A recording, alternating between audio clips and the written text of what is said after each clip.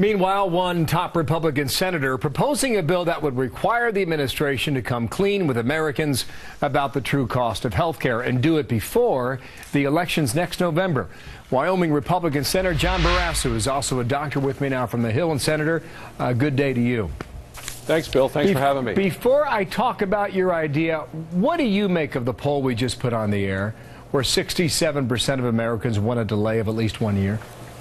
I think they're right. The president has already unilaterally delayed the employer mandate, did that over the summer, and he's given special dispensation for members of Congress, also for unions. I don't think that the other Americans should have to live under the mandates of this health care law either. That people get it right. And you know, you showed the other number of how unpopular this law is, even among the uninsured. A majority of the uninsured are very skeptical about this health care law, which continues to be bad for patients as well as the doctors and nurses I talk to, and it's going to continue to cause the taxpayers incredible costs. Also, on the uninsured, a lot of polling suggests, exactly what the more they find out about it, the more they dislike it. Now, your idea is to get what kind of information to give to the American people now? Well, it's called the Premium Disclosure Act, and the whole purpose is so when people actually sign up for insurance next year, they know what it's going to cost them. But the president has delayed by a month. He's moved the delay from 2 weeks before next election, the election in November, until 2 weeks after the election for people to sign up, because he's trying to hide from them how expensive their premiums are going to be.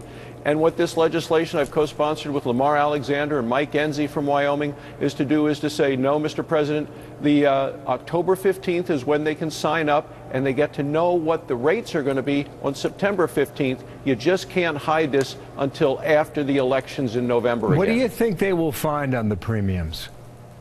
Well, people all across the country are seeing that their premiums are much higher than what the president has promised.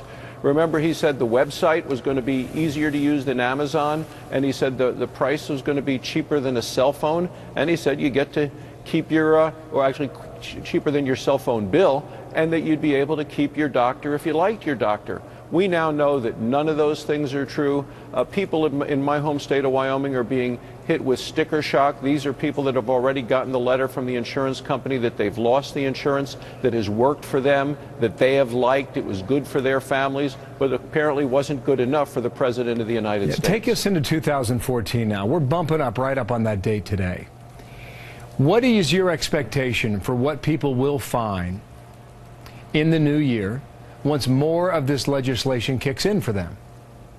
Well, first, I think what we're going to see, Bill, is that, up until October 1st, it was just the website. On January 1st, it's real people are going to be experiencing real problems. People who think they have insurance are going to find out that they don't. People that think they can keep their doctor are going to find out that they have to go find another doctor. A lot of people on Medicare our seniors are going to have to go look for another doctor. And the amount that they're going to have to pay out of their pocket in terms of deductibles and co-pays is going to be much, much higher than they ever thought possible because of what the president has promised. And they're going to continue to get angry and anxious, and I think we're going to see the results with the November elections next year. If you're right about that, you will see those results plain and clear next November. Senator, we'll see where your bill goes, if anywhere. And for our viewers, we've got an ad coming up in here about 30 minutes that goes to a lot of the things that you're addressing right now. John Barrasso, thank you, Senator, for your time today from the Hill.